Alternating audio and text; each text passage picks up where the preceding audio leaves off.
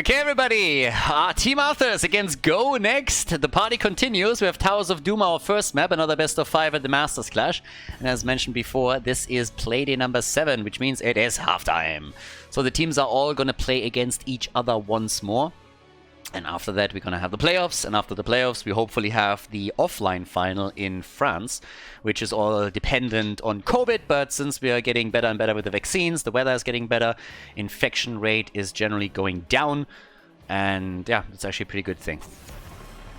The one thing that blows me away, by the way, with COVID, which is always super funny to me, is that especially in Germany, they allow, like in Germany, they have now COVID tests as Aldi and Lidl, so every hillbilly can go to the supermarket and can buy himself a COVID test. But the rules for the lockdowns are still the same. So they're testing at like 2-3 times the rates that they're testing before. But the thing, or the number that they're using for lockdown measures is still the same. It's the numbers of infections per 100,000 or something. It always cracks me up because all the numbers are dropping except for the infection rate because they're now testing at 3 times the rate. And then the government is coming in Germany and saying like, oh, we need to close all of that again.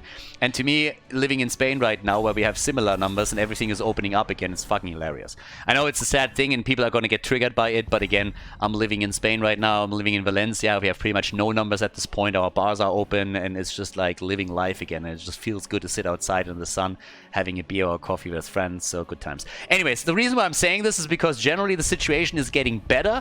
And therefore, in 2-3 months' time, it is quite likely that we're actually going to have that offline final. So apparently at this point, according to the latest update from the Masters Clash, we are on schedule to have an offline final, so that is good news. Anyways, now that we got our bans out, it's pretty much what we got through most of those games. Chromie is up. I think that should be highlighted here. Instead, Lucy was banned out, but you look at the rest, you look at Uther, Sonya, and Medivh, and it's kind of the norm, right? Cassia is still locked in as a first pick for Team Arthas. And yeah, do we get the Chromie? Nope, it's Stukov once again. The Admiral is in, and we get Sylvanas together with that as well. So, yeah, on the left side, blue team. Team Arthas, honestly, in this season, they haven't really done as well as expected. They're currently on rank 6 in the standings. Go next, by the way, is number 7. So they are neck and neck, but I gotta say that I expected a bit more from Team Arthas as they headed into this. I thought that they, at the end of the day, would be the team that would place a bit better than Team Soundless, and instead Team Soundless has been crushing it and is currently holding the 4th spot, if I'm not mistaken. So Team Arthas, if they want to catch up, they really got a lot of work ahead of them. So we got D.Va, we got Mei, they go full Overwatch on the second rotation of picks, and now we're looking at the bans here. And let's see what we're going to get. Because with Towers of Doom, Globals play a bit of a role. They're actually banning Brightwing here. We still got, of course, the Birdie. The Haka could possibly be taken. Even if you don't, you want to have at least a rotation between the top and the mid lane. So when it comes to that, Go Next could still lock themselves in a Malthael, a Leo, Blaze, you name it. Still plenty around that would fit the bill here. But it gets it's Maiev that gets banned. And of course, there's always a bit of a question here with Go Next. I think it was 3 Playdays ago when they lost one of their players and they locked in Zero as their new addition. And he performed pretty well in a couple of the games that they played here, but it's still one of those unknowns, so I'm not really 100% certain how strong is Go Next really now. And I think that the game today is going to show us a lot of that. They're going for the Beard Boys over here, so we got Falstad and we got Muradin. Yeah, as I said, the Birdie could still be taken, and they didn't waste any time to lock him in. So we got Falstad in. Falstad at the end of the day is nothing but Muradin on a bird. So there's that. Air Muradin, so to say. Very similar beard, a little bit of a different color, but I think they're definitely related. And on the left side, Hoga by Morenas. And Malfurion. Okay, guys, so we got our first setup ready. Yeah, Team Arthas. Fairly normal setup for them. Yeah, Hogga in for the top lane, but we still need the side laner for Blade. So, what do we get? What are they going to play right now? Well, Malthael. Malthael it is, and well, that sets us up for game number 1 in our Heroes of the Storm series. We got Towers of Doom coming up, the 7th Playday of the Masters Clash. Yeah, let's get this party started. Best of 5, game number 1, Towers of Doom, ladies and gentlemen. Game number 1, Towers of Doom. On the left side, we got the potato himself, Stalk. On Diva, we got Skill on Malfurion. Murenas is playing Hogga. Denado on May. And Bishops is playing Cassia in our first game of the Heroes of the Storm series. Go next, on the right side of the map, they're kicking things off with Skynox on Stukov. We got Wit on Muradin, Kelvin on Sylvanas, Blade is playing Malthael, and the Birdie with a Gathering Storm on level 1 from 0 to hero. So let's see if they can get this one set up here or not. Yeah, off we go. Right now we got our little bit of a skirmish in the middle of the map. It's good for Falstad if he gets a couple of connects together. So here we go. That's the first one already in. Level 1, by the way. The Emerald Dreams are up. Stalk for a moment was about to lose. Oh my god, they're locking those down hard. Damn, that's the first kill. Yeah, maybe a counter kill here. The bird is trying to get some damage connected, but isn't able to make it happen. And with that, we currently have our first kill against Sylvanas. The mech was taken down. They're hoping for Wit, but I don't... Well, actually, they might just get him. If they have another route ready, and Muradin is dead. Killed by a snowball. Yeah, got snowballed. And now they go for Skynox. Body blocks, and it's a triple, baby. 3 kills. Nice. That's a great start for the blue team. Now Falstad has at least gotten a few stacks together and is sitting at 14 on the Gathering Storm. But of course, with all those kills coming in, they're immediately making a play for the pumpkins now that they're spawning. The red team is reacting and might fight this one. So do they have to give it up? They give it up. The Ruskis, they come in with all the damage, do all the work, and then go next to simply saying, you know what, we're going to take that camp. Thank you very much. Thank you for doing all the work. We're going to take over from here. So, yeah, easy one. 10 stacks also for Cassia, so we have a couple of heroes that are starting to go straight up for the stacking, but it must feel a bit bad if you come in, do all the work, and then your opponent just simply steals the camp away. Pogga is still pogging it out on their own camp to lock them in too. Yeah, and talking about stacks, 18 now for Zero. He is getting some nice quest damage in already. Would be kind of cool if we would see him absolutely murder it with that. That would be neat. But talking about builds also, we have for Muradin now the Thunderburn, which means that you're normally going healing static on level 13, so more of an old school style than what we are seeing these days with Muradin. Didn't go into any Stormbolt talents on level 1 and level 4 anyways. Oftentimes you see at least a level 4 talent kicking in so that you get the easier completion on your baseline, which gives you more power through cooldown reduction and, of course, the Pierce as well, which is something that we're not seeing here right now. But anyways, we got the leading experience still for Go Next, so they have done a better job on the lane experience. It's actually kind of neat, so they more than made up for the difference that we are seeing in the stacks. So, yeah, giving you a little bit of an idea here. Look at the minion experience. That's where all of that kicks in. Big minion experience advantage for the team in red. So while they are losing in the team fights, they're still doing much better controlling the lanes right now. So yeah, it's kind of neat. There's a small gap in the experience that we're having between the two teams, of course, but still, it can matter as the game continues if you edge out these small advantages and you continue to get them. Double channel is already happening. Top left, top right should be an even exchange. I don't really see the blue team trying to fight for the top right. But yeah, here comes the play for Hogga, and Murenas is dead. Murenas is down. Easy kill.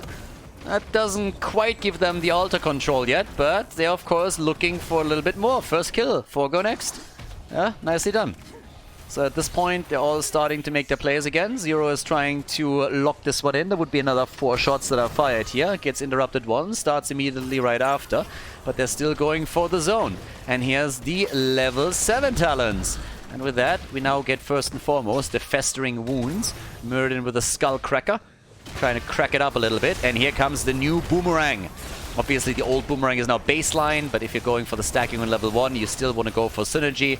So this time, we don't have the secret weapon, which these days is not that secret anymore. And here's the shots fired. Bam! Straight to the face of that Griffin or whatever that is. What is that here? So we got Gryffindor against... I don't know. Looks a little bit... yeah, I don't know. Either way, for now, level 7 talent on both sides, and the camp focuses in again, but at least on the earlier objective was Go Next was able to get slightly ahead. And, well, there we go. Stormbolt connected, that's 10 in total. Wit is working this.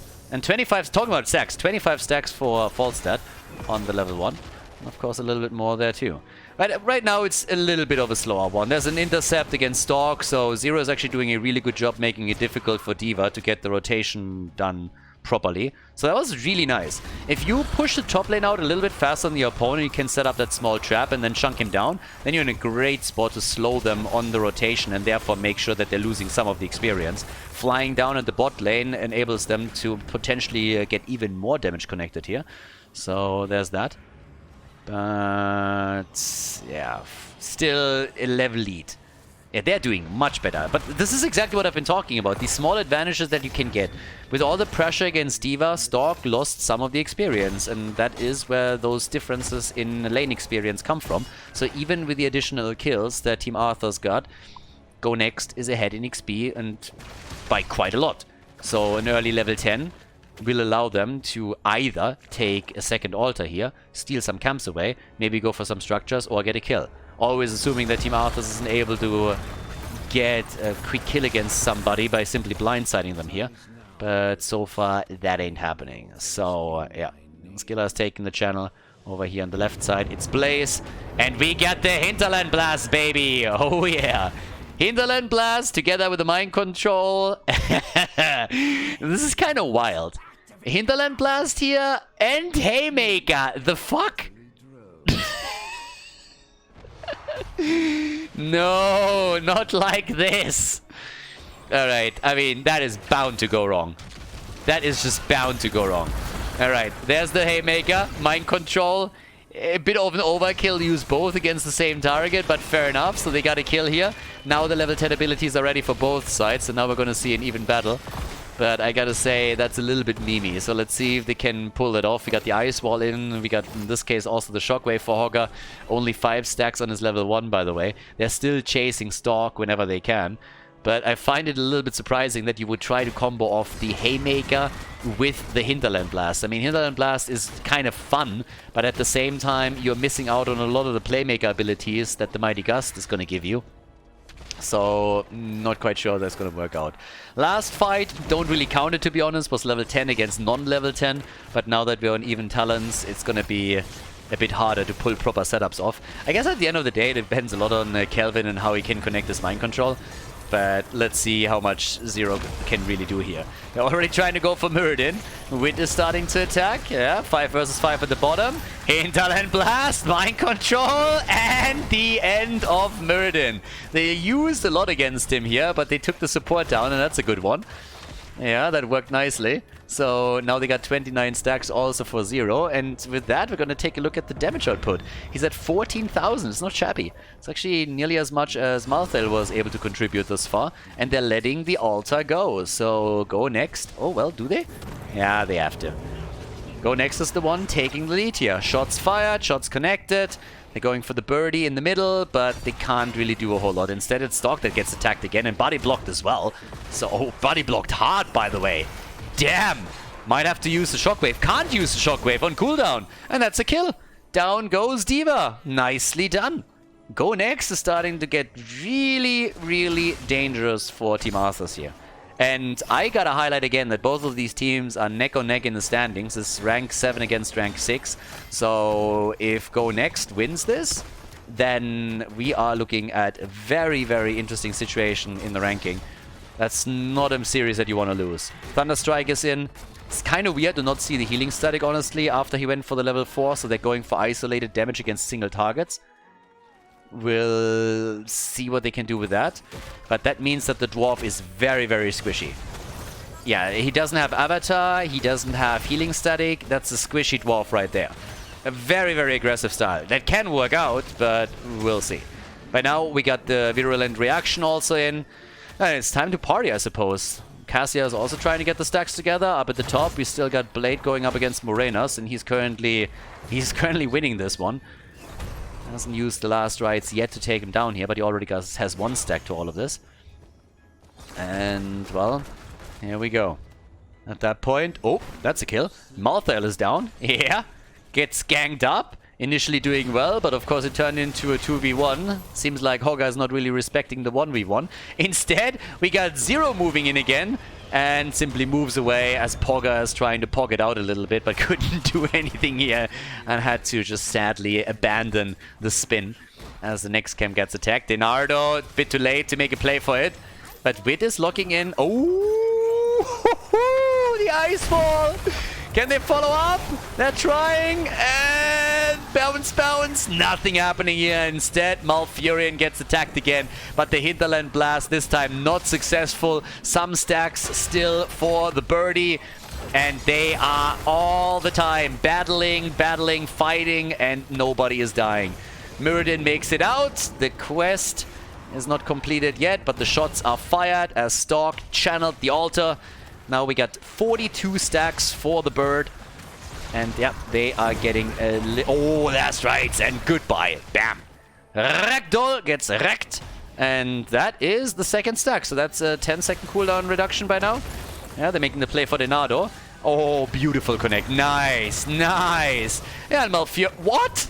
Okay, the dwarf ends his life. But again, he doesn't have a lot of sustain talent, so he might fall too. There's a lot that is about to die. Malfurion is already dead. And as you can see, that should... Killed by the wave. Yeah, D.Va goes down too. So that's a double kill. It's 2-for-1 trade in favor of the red team. They have 28 points to 24, and they're pushing the bottom bell tower already a bit. We got 50 stacks now for Zero on his level 1, and that translates into the top damage in the game. Hinterland Blast, of course, helps a little bit as well. We got 27,000 right now. And they nearly have level 16. Honestly, the experience is one of the most dangerous things right now, because check it out. As mentioned before, the big chunk of experience comes through the minion experience, and that means lane control. They're just lacking. They're lacking on the lane control massively. Of course, there's in addition to that also a hero experience advantage by now for Go Next, but still, it's a huge chunk that we are talking about. Falsa is now flying in, and we have the triple altar phase coming up. And the level 16 talents give them a lead. And at this point, there's the Hinterland Blast, crippling hammer. They're trying to go for Mirrodin. There's the kill as the last rights connects again. May is down. That's the third stack for Malthael. Yeah, the dwarf at least goes for the stone form here. That's a bit of survivability. They're all jumping out. It's a 5 versus 4. They're on the run here. As long as it can tap the fountain, they're going to be back in stronger numbers and then can fight for those altars. And that's exactly what they're doing. But the dwarf misses the Stormbolt. Couldn't connect it here. And they're just jumping in aggressively. Someone needs to start channeling though, and Skynox is the one to move in for it and start the party. But the level 16 talent is such a big lead that it's really difficult to make anything happen. All of a sudden, Stork again dropped out of the mech. They're jumping in, Malfurion with their heals. And the mind control is also in against Bishops. He survives for now, but they're really on the run. And at least Hogga has kept his calm and went straight up for the channel on the altar, so they're getting one of them. That's 4 shots fired, but it doesn't change the fact that it's still a 2-for-1 altar trade in favor of Go Next. So, well, it should be. There's a Pew Pew. It isn't yet. They're fighting for this one. Without 16, really? And they should get it in a second, but they don't have it yet. The fight has started already. So without the talent, they're taking the battle. Now it kicks in, but Malfurion is already dead, and Hogga is about to fall. Denardo's also low. Everybody's jumping in. Can they get another kill? The fly! Zero, super aggressive here. They get the D.Va kill. The quest is completed for Malfurion, making him, of course, a lot more powerful now too. Big wave up at the top. That's experience lost again to the blue team. And yeah, we have a big problem for Team Arthas in front of us, because Go Next, they are going for one hit after another. 11 against 5 kills now. Bell tower control about to be taken at the bottom of the map. Sylvanas, of course, helping with all of this. And they're doing a fantastic job here. And it's getting dangerous. This is a 6-kill lead that we're talking about. The birdie with 41,000 here in the game. And it is a bit crazy at this point. I mean, right now we got Malthael with the last rights doing his thing. We have also Malthael rotating towards the top now. But, whew, at the bottom of the map. They want to hold on to that bell tower for as long as possible. And Falstad is in a position where he can always fly in if the shit hits the fan. Malthael doesn't give a damn. He's just sitting at the top. And down here, they're looking for the next mind control. Sylvanas is trying to connect that. And if she can pull that off, that would be fantastic. They're already dropping the mech here. Shockwave set up, the birdie, and he gets out. The wall doesn't connect with anybody. Instead, the fight is now starting up. Haymaker, and the kill. Cassia is there. Slap, slap, slap as Skynox comes in. Slaps them around a little bit. Oh, that was a misclick. He hit Malfurion with the last rights. He was definitely not aiming for him. Wanted to go for Mei here. It doesn't matter though, because both of them die and Stalk gets eliminated now too. It's a slaughter, baby. Towers of Doom. It's a graveyard that we're looking at here. Zero's just flying all over the place. He's like, whee! Flies from the mid to the top to the mid. Birdie doesn't give a shit. Barrel rolls over. They got the level 20. That's a rewind now. And the momentum is swinging hard over here. That's not only a snowball, that's an avalanche that we're watching. Dark Lady's call is in. The epic mount at this point too. The bird already going for the channel. And this is just a disaster. That's 10 points off the core right here. And of course with Stukov pushing the bot lane out, if those pumpkins connect, that's 13 points off the core, which means boss could end the game. Yeah, here we go. Ratatatata. Big hits coming in. Bam, we're down to 3 points, and now the boss could end the game. And it's a 3-level lead. 10 kills ahead, 3-level lead, 69 stacks for the bird, and they're simply going for the next bell tower. They're looking into the mid lane and saying like, well, the one at the bot lane is awesome, but let's get another one here. They want the fight, and if they win the fight, they go boss and they end it. So right now, here's the aggression coming. Last rights at Morenas. He is alive, but Stalk is dying again. Stalk is dead, and Malthael, he makes it out. And Augur, the end of the spin. He's dead, and I guess the rest of the team is going to bite the dust too. Yeah, they got the quad kill, and of course now they can go for the boss and just end this. 6 deaths on Diva. And yeah, 2 bell towers. That works too. Merlin was saying like, guys, let's go for a boss here. But instead they're making the play for the bell towers instead. And that works as well. So, yep, nicely done. 1 down, 2 down. And this is the end of the game. Easy peasy. Zero flies around. No reason. Just because he can. And the barrage is started. The first shot is already fired. As you can see here, Denado already knows that this is over. There's no way to bring this back, so he doesn't even try. And that leaves us with the first game in the hands of Go Next. They take the lead in this best of 5 Heroes of the Storm series. Boss is taken 2, and that marks the end of the first map. Towers of Doom goes to Go Next. Before we head into game number 2, make sure that you subscribe to the channel if you haven't done it yet, so you don't miss out on any future content here on Khaldor TV. Go Next! They, well, they did it. Game number 1 was a bit of a beatdown. Honestly, kind of surprised. I thought that Team Arthas would be, well, a bit more competitive in game number 1, but far from it. Go Next just absolutely ruffle-stomped them. And now we're headed into Alderac Pass. So just, oh, come on. Really? Vikings first ban? Don't crush my hopes and dreams right away when the game starts. I mean, just tease it out a little bit. Do it like Blizzard. Give people hope and then take it away at the end, but not like this. I mean, seriously. So, Alderac Pass, our second map, and I was just about to say that game number 1 was already the map choice of Go Next, and they chose the second map too. So Alderac Pass is where they think they got the best chance to take him down now. And they kind of stomped on the first one, I gotta say. So for Team Arthas, is starting to get a bit nasty, because as I mentioned before, I expected more things from them in the season in general, and right now it's kind of rough. Alright, so apparently the light is abandoning Snowman again, and Uther as a first pick already indicates that, well, we might see him as a main tank, but honestly, not necessarily. Uther generally is just pretty solid right now, but let's see if they are adding a second support and playing Uther in the main tank position, or if they're playing it out with a solo support. We've seen both, but yeah, Hoga and Sylvanas are both in, and of course with those you already can go for bosses pretty easily, so that's one of the things that you can do. Right Wing and Cassia. Alright, so we got a Fruit Fly, an Amazon, and an old guy with a beard.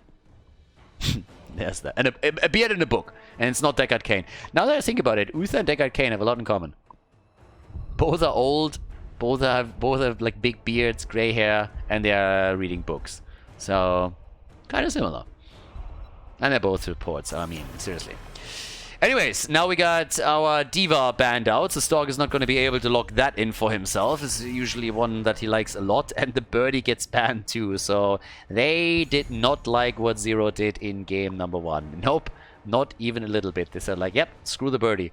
Not happening this time. And of course, Aldrich Passes is a pretty big map, so you're trying to eliminate any kind of like macro pressure that your opponent can execute against you. The entire ban pattern that you're seeing from Team Arthas is already indicating that. First ban Viking, second ban Medivh, and then you have a ban on the Bird. I mean, there's that.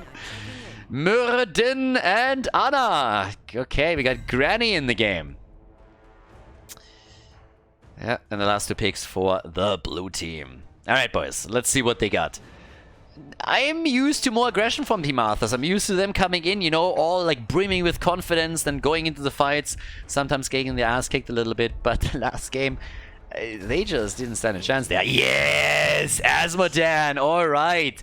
Yeah, Azmodan gets actually played a lot more lately, at least when you're looking at the higher level Storm League and also in scrims. So you can easily try and take structures down by simply going for Demonic Invasion, and you're just attempting to cancel down your opponent. We've seen one Azmodan game already, and here's another one. So he could definitely pop up a bit more often. That combined with Zul as the extra wave clearer, that's going to be a lot of annoying pressure on the lanes. So Azmodan is in, and we got Leoric on top of it too, so he can start to drain Azmodan a little bit, try to whittle down the hit point pool. But yep, this is gonna be a fun one, ladies and gentlemen. Aldrich Pass, let's go. Game number 2 in this best of 5 Heroes of the Storm series at the Masters Clash, Playday number 7.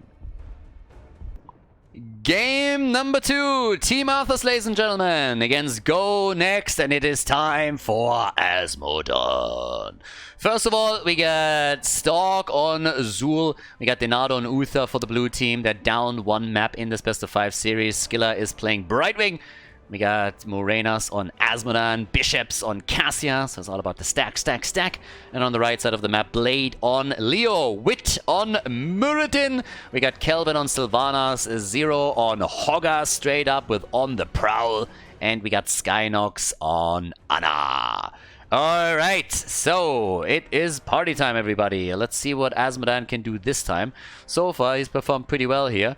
And I am pretty sure we're going to see the Demonic Invasion again. Just always trying to burn the structures down as much as you can. Talking about burning structures down, the attempt of the red team to start off with one of the tower kills at the bottom of the map, featuring Sylvanas in that situation. So, let's have a bit of a look of what we're going to get from this one. Already up in the middle of the map, Blade against Stork. You can see that both of them are just focusing on the minions here. There's no point in really attacking the hero. You're taking the minions down, and that's pretty much it. So, yeah, there's that. But Azmodan is pretty much alone, and that's always making me sad. I mean, again, he's doing a good job considering that he is all alone with the early stacking. You always want to auto-attack the ranged minions first, and then you are letting your... Like, look at this. So, in this case, it's actually starting real early. But he's attacking the ranged minions first, he's letting his own wave attack the front, and he's waiting this out a little bit so that he has enough time to get the cooldown back for the second one, and here he gets the stacks together. So that's how you do that when you are soloing the lane. Could do it even a bit better than he did, but that's the principle behind it. But if you have anybody else that can help you, that's of course even better, but that's kind of the thought process. So bot lane, this is where the main action starts up, and Stork gets hit by the Stormbolt, but this is Brightwing. Brightwing looking for friends, and obviously everybody hates the Fruit Fly, so this is why Brightwing is always trying to bribe people by simply healing them. Brightwing is at the end of the day, you know, this kid that is not really part of the clique when you are in school and that always tries to bribe your friendship by giving you free gifts. That's Brightwing. That's pretty much Brightwing. There's a reason why the level 20 is called Invisible Friends, because Brightwing doesn't have any fucking friends. All of Brightwing's friends are invisible. So the Fruit Fly over here doing what she can, sucking up to people on the team. We got 20 stacks now for Azmodan already. And all the way up towards the top, he's still doing his thing. Morenas is now going up against Leo, who with the Neil Peasants. is currently doing his plays. We got the Thunderburn in, as we already saw on the last map. And again, Wit, he went into Haymaker, so he could theoretically try and do that again. But this time they're really ganking up on him hard. I mean, damn. They're coming in with a double support, the blue team, of course, playing Uther in that main tank position. And yeah, with great success, by the way. Uther gets banned for a reason all the time. Morena still with the solo stacking is a little bit sad because while Brightwing is looking like, look at this. Morena's sitting here is like, I kind of need someone to help me a little bit, but the only one that wants to be my friend is Brightwing, and yeah, thank you, no, I'm not interested. So yeah, instead he's rather going for the solo stacking, which is definitely not easy, but he's doing a decent job considering. It would be, of course, much easier if every now and then somebody would stop by and helping with a big cleave or something else. But, well, anyways, down at the bottom of the map, we currently got Kelvin and Donado fighting it out. Uther's just sitting here, help, team! And nobody is doing that. Instead, they're going for the mercenary camp, which you should always take whenever it is up. I've been talking about this over and over and over and over again. Whenever you play an all-direct pass, the one camp that travels through the middle of the map, take it whenever possible, whenever you have it up. Now, we got the Drain Momentum over here, we got the Festering Wounds on level 7, it's an early talent that we have for Go Next. This time, at least for now, not really that big of a lead as we had before for the red team in experience. Laser Show also starts up with level 7 as Asmodan locks in the Master of Destruction, but it's of course the level 7 that we are mostly, level 10 that we're mostly waiting for. And given what we've seen previously on this map, it is to be expected that he once more goes straight up for the demonic invasion and then tries to take structures down, and also, in theory at least, bosses. So that's another one that he could do. But well, anyways, at this point, Zul goes down all the way up at the top, so they control that lane. At the bottom of the map, they're soaking up the experience here too. And in the middle, Hogga is just poking it out. Zero is playing it careful, knows of course fully well there's a rotation coming his way. But this is a bit of a concern, because Asmodan is just now starting to rotate over, and that one kill against Zul ended up with the gate being destroyed, tower being destroyed, and now they're also going straight for the second tower, which is nearly eliminated as well. It was the first kill of the game as well. So now we got 1 kill to 0, and again a slight lead for Go Next. And I gotta admit, I'm a little bit surprised that Go Next, at least in game number 1, dominated this hard. So heading into game number 2, I really want to see Team Arthas bring it back a little bit, because if this is gonna be played out with the same dynamic that we've seen in the first game, then Team Arthas is not gonna be only in trouble in this best of 5, but then they're gonna be in trouble for the rest of the season. I mean, Go Next so far has been at the bottom of the barrel in our ranking, and the only team they were able to take down was Inding Farubi, who are 8th place and only won 2 maps. But if Team Arthas loses here, then they are taking that position. And I expected Team Arthas to really be a bit of a dark horse in this entire ranking because of the aggression that the Russian teams usually show. I expected to have a pretty big battle between Team Soundless and Team Arthas, and so far it hasn't been a battle at all. It's been Team Soundless with a lot of success and Team Arthas just kind of sucking a little bit compared to what my expectations were. Now with the level 10 abilities, we get the Haymaker again. We also have on top of that the Eye of Horus. The Horror pulled is in for Hogga. And yeah, Asmodan doesn't have his ult yet, but it's going to get it in a moment. 19 stacks for Cassia, 120 for Asmodan. And well, there it is. The Demonic Invasion is in, just as Asmodan dies in the mid lane. But the main action is happening down here, as everybody is now focusing on the first prisoner camp. Prisoner of War. Talking about prisoners, seems like they are not taking any prisoners here. They're trying to go for another kill against Zul, which they don't get because Uther is a bit faster with the Divine Shield. Hogga is poking it out topside. Did I mention that you should take this one every single time it's up? 5 minutes have of course passed too, which means bosses are up on the map. Have been for a while, so they could be taken too. But we are starting to see a pretty interesting setup now, because as long as they can control Asmodan, Go Next is in a pretty decent spot. And Asmodan isn't really chunking. Oh my god! Can they follow up on that? They're trying! They also went again for the objective, but they couldn't lock it in. Zul this time turns around and drops the Skeleton Mages, but Hogga is pushing the top. Hawkeye isn't even here. He's still pushing the top while everybody is focusing on the objective. We all of a sudden have a camp pushing through the middle. Hawkeye's at the top. They are going for Leo and they get the kill, but it doesn't change the fact that Hawkeye is just murdering the top lane. They're about to lose the first fort of the game. Azmodan will rotate late and the red team also has the lead on the objective itself. So it's kind of getting nasty here. Team Arthas? I'm a little bit worried. I expected them to be more competitive in this. I mean, the game is not over, of course. Neither is the series. But they gotta step it up a little bit. Off we go. Objective is live and kicking again, so another lead taken. Interrupted already. Hogga's still in the middle, so is Azmodan. Stacking, stacking, stacking. Look at his siege damage. 73,000 for our boy. Hogga's sitting at the same numbers. He's looking good too. And with that, it's party time. Muradin misses the Storm Bolt. Polymorph to the face. And he still gets out.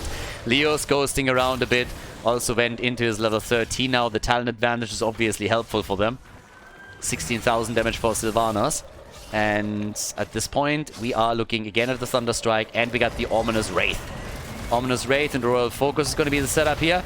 Wit again attacked, but moves out easily. No problem for him. Ana with the Purifying Darts over here. Also, of course, helping.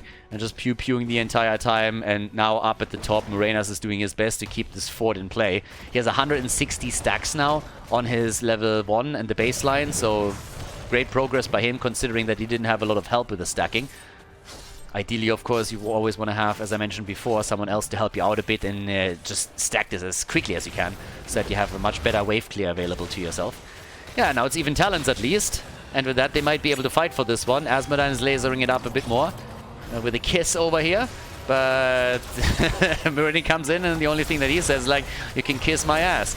So Wit is already about to move out again as they're trying to go a bit closer.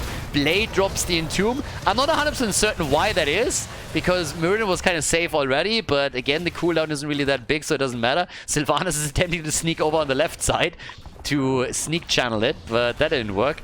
But of course, the entire focus is now down at the bottom, and Blade might become the victim of the fight, and indeed, he goes down. Blade is down, but Rightwing is saving Zul before he dies too. And now all of a sudden the blue team has an opportunity to maybe lock in the objective. So they got a small chance here.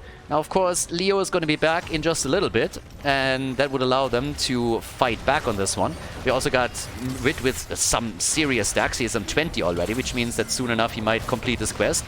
There's another interrupt happening, and Kelvin is dishing out the damage with Sylvanas the entire time. Here comes the Horda pulled, and immediately they're focusing on Zero, who pokes out, survives for now. Skeleton Mages are in play. Top fort has of course fallen, and they're making the play for Leo again.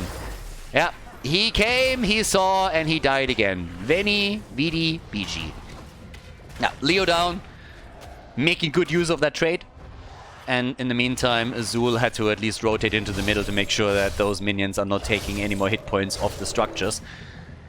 But at least Team Arthas is now pushing for this. They also have to, because half a level is left before the red team gets the level 16 talents, and you don't want to go up against that. So there we go again. 23 stacks, and we're 11 minutes into the game. This is still objective number 1 that we're talking about here. So now Wit is starting to move in. Leo wants to go for the trade again, huh? Nah, but not on Ana's watch. Ana has his number, but the objective gets locked in by Team Arthas. Oh yeah, baby. Yeah, here we go. Team Arthas is able to get the first objective. Maybe a little bit of momentum now. The level 16 is still a concern, though.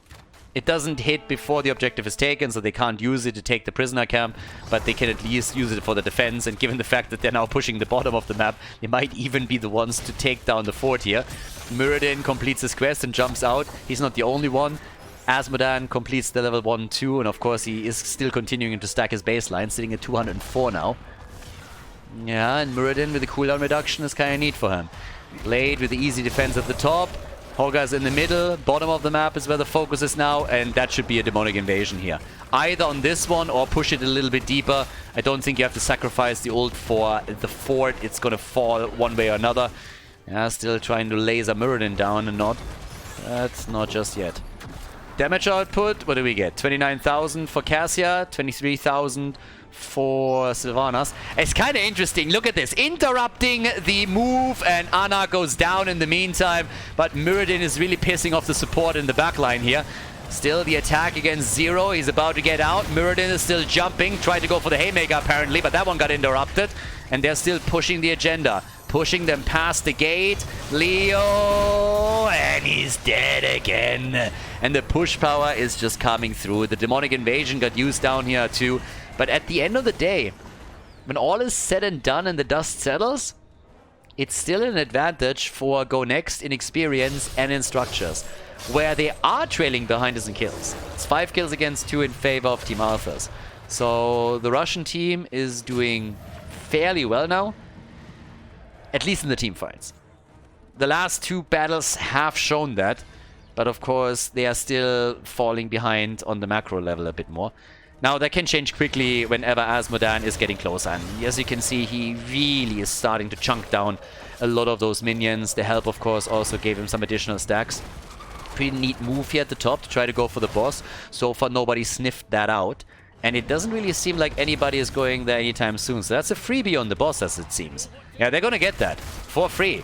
The rotation, even if Uther now sniffs it out, he's going to be too late. Uther is trying to double check what's happening, and he's too late. So that's a free boss that they now got. The timing couldn't have been more perfect. And while Azmodan is attacking here, Leo makes it out again, and Blade successfully activates the trait on his hero. Nice. A little bit more trait value, ghosting around a bit more. And as it happens, everybody else is now either going for the objective or maybe even for the double boss play. Muradin, he hates walls. Die Mauer muss weg. Definitely a German right there. And at the bottom of the map, yeah, they're going for the double boss play. They still have Vision of Brightwing up at the top. Everybody else is already rotating because obviously Team Arthas is already in the know of what's happening. Muradin is trying to slow them down a bit, but he got attacked now too. And this time they are much, much faster on this one. Top left, yeah, boss is still doing a little bit of work, but is obviously nearly taken. And they're not taking the team fight. Instead, they're just sitting here and saying like, well, maybe we have to give this one up. So they took half of the HP down and then it gets stolen away. Good thing for them is that they can at least make a play for the objective. And it seems like they're going to get this one. But if you look down here at the bottom, with 5 heroes committing to the lane, it honestly looks like Team Arthas is just saying, screw it, we're going YOLO. We are going for it right now. We're going to move in and we're going to try and just take this entire thing down. Now, Leo can easily hearth back, but as long as they take the objective, it's going to do a whole lot of work. But it doesn't change the fact that down here, that keep is going to fall. But if they commit with this many heroes, you want to have more than the keep. And on this map, really? They want to end the game against 2 armor shields? I mean, damn, son. That's some serious Russian balls that we're talking about here. I cannot remember having ever seen that. Because if you fail, you're screwed. But a quick blow up against Horga, I mean, that's a good start. They might just be able to pull it off. There's a demonic invasion. And they somehow need to chunk that down. They're going for it. They're trying to go for the core. If they fail, they're gonna be screwed. But if they can pull it off, that would be pretty sexy. Now, the boss has 2 armor shields still. And it's at 50% HP. And it's starting to do some work. But the boss is down. And I don't think they can do anything here. They gotta retreat. And now, if they stop the Hearthstone, that means that the fort in the mid is gonna lose. And this is gonna get attacked too. So the fight is not over yet. And the boss is, of course, regenerating hit points. That's a big problem going up against the boss on this map. The early level 20 is kind of sexy. And again, it's a kill against Leo. Yeah, Leo got a little bit scared in the last one. Benny, VD, PP. He came, he saw, and he peed his pants. So now we got the 20 in. That gives us the Sin's Grasp. We also got the Mortal Wound. Redemption is in. 20 on both sides now. But the fort in the middle has already fallen. And up at the top, they're going for the keep again. So, yeah, I don't know. Entomb got also upgraded. We got the Buried Alive now online. And Ana straight up with a Deadeye. Yeah. Keep is already losing some hit points. Bottom of the map gets pushed. And with Sylvanas, that attack is nasty. So, Leo's now starting to come in. He's going to be back in just a moment. And once that he lands the Entomb or the Buried Alive, that would be great. 8 kills against 2 on the other hand. So there's that. This is an interesting one. Azmodan is at 336 stacks, by the way. He went full laser, also on the level 20. But he's getting the baseline stacks together even more. So right, there it is. Nice setup. And Brightwing is even jumping into the Entomb. Yeah, they're not afraid. Instead, Blade is currently just ghosting out. Wit is jumping away. They are more or less on the retreat the entire time. You look at the minimap, and there's of course the one advantage with the keep destroyed at the bottom of the map. But all the forts are gone for Team Arthas, but they have gotten a lot of momentum over the last couple of minutes. So it's getting a bit better for them. There's just no kills that come through for Go Next. If they can finally get a kill, it would be great, but at the same time, there's a mad amount of pushing happening with not only Asmodan and the Demonic Invasion, but Zulus of course chipping in the skeletal mages too, and even more than that. I mean, there's minions everywhere. It's just a mad summoning strategy right now. The fort in the mid lane is nearly down. There's range damage coming in from Morena's Asmodan. Objective is even up yet, and the fort is toast. They took it down, and now they go for Leo again. Leo already died 6 times. 6 out of the 8 kills were against Leoric. And to be fair, if you lose a hero in the team fight, you want to lose Leo. Leo can always trade, because he spawns on site, he can reduce his death time. So that's the one that you kind of want to eliminate. Yeah, seems like they're going to try for boss here. 6 seconds in, but I think the red team already sniffed that one out, so I don't really think they're going to go for it. I mean, Blade sees it already, goes in, says hello, and is like, alright team, let's move away from this one. The team fights have been going pretty well for the blue team. Team Arthas, they want to come back. Yeah. And no keep has been destroyed on the blue team side. They go for the kill. Murden! Ah, the rewind jump. Goes for rewind and jumps out. As I mentioned before, if you don't have Avatar and you don't have Healing Static, neither do you have the Bronze Beard Rage, you are in a bit of trouble when it comes to the amount of sustain that you have. That's another nice catch, but can they get the kill? Brightwing jumped in for the heal, and the answer is they can't. They use the ult on Muradin with the Haymaker to get Asmodan out of the fight, but it doesn't change the fact that they're losing another one. Blade dies again. 7 times. 7 times that he's fallen. Camp is pushing through the middle, but they are losing ground faster and faster here. Muradin is still running away from Zul. I would run away from him too. That fucker is creepy. I mean, seriously, have you looked at that guy up close? It's like, duh. I mean, that Ta is also not healthy. And now the boss gets attacked. What does the red team do? The only thing that they can do. They go to the bottom of the map and they're saying, guys, we need to at least take that one. Because if we don't, then we're just going to get murdered. This is going to do some damage here in the middle, so there's at least something going in their favor. But at the end of the day, what they're going to have to do is try and defend the top lane. And that's not going to be easy either. But everybody on the blue team is now rotating down, but those boys are a little bit too late because this should happen before they arrive. A bit closer than I expected. Asmodan is going to go for the throw. Yep. Hits it. Ooh! There it is. All right. Already Haymaker used against Uther, the double support. Brightwing could still come in. Boss is moving at the top. Boss is moving at the bottom. And they keep in the middle. Yeah, that one's going to fall. That one is going to fall. With the double wave, are you kidding me? Of course they're going to get this. Muradin in the meantime, I don't think that Wit is going to make it out of the fight. No. Yeah, he's dead. But they're trying to defend the top side now, and they got a good shot of making that work, and this boss is still moving in. So this game isn't over yet. It's 10 kills against 2, but now a keep is down on the side of Team Arthas. And that wasn't the case earlier. So now it's all about the objective, I suppose, and with Muradin still down for another 48 seconds, there's a good chance that Team Arthas gets the next objective locked in. So more and more it seems like Team Arthas might just be able to win this game. Asmodan is helping against the boss, and granted, the keep is low, but it's not gonna fall. Leo has tried to do the same thing up at the top. So far that hasn't really happened either. They're even going for the fight because they're realizing they gotta do something, buy a bit of time, so that Muradin can come back. But I don't see it happening, honestly. Without the tank, how are you gonna fight this? If you lose someone now, it's a staggered death and that's the end of the game. Well, talking about losing people. Leo, pull him off. Goodbye. Leo is dead again. Yep, and that's the end of Ana, and that should be the end of the game. At this point, you have the objective kicking in for Team Arthas. That should be it.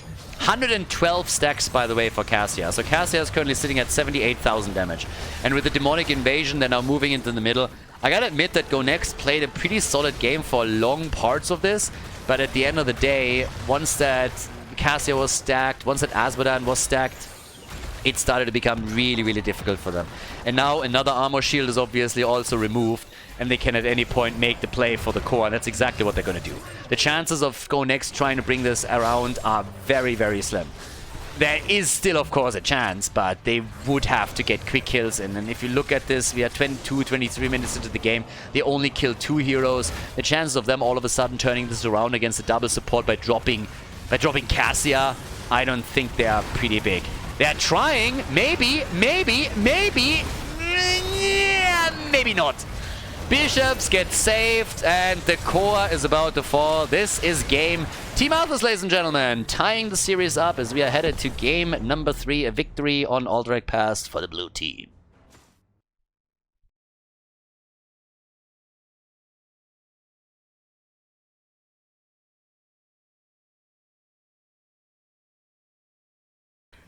Game number 3, we got a tie. I was a little bit worried in the second game, not gonna lie.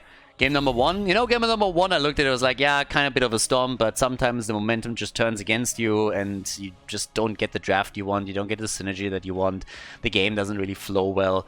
But the beginning of game number 2 was a bit scary, and I was like, is Go Next gonna walk away with a big win here, or they're at least gonna go for a bit of a battle? But now that we're heading into game number 3, we have the map choice of Team Arthas this time, and as I already predicted before they even went for it, it's Dragonshire.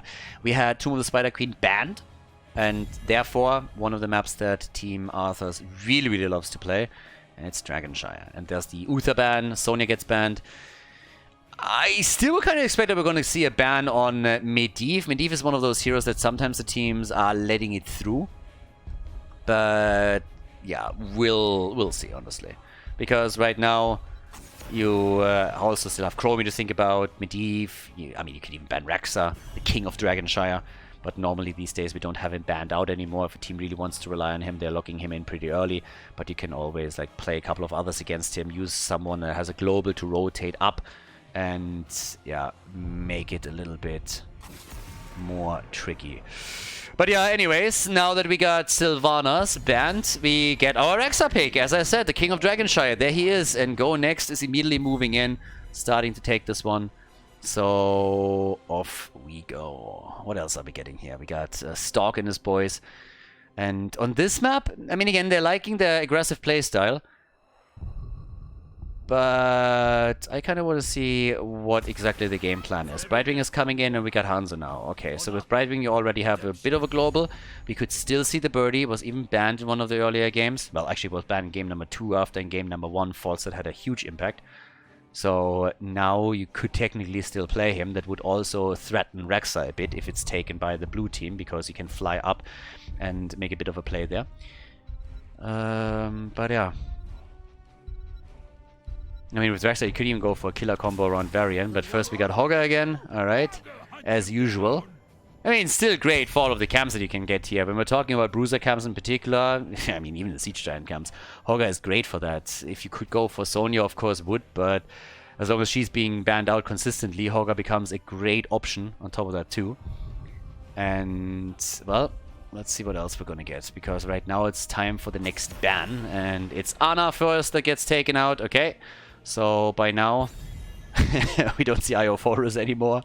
Some of the saves are honestly kind of crazy. If you have a good Ana on your team, it's always just so nasty to kill anyone. And if Ana is good on the positioning and you don't have anybody that can close the gap, it becomes really tricky. It's always kind of fun when you see Ana going up against a Jojo and Johanna then goes into Falling Sword, which has by now been established as a pretty solid counter to Ana. Well, maybe not counter, but like a good tool to put pressure on her and make her life a little bit harder.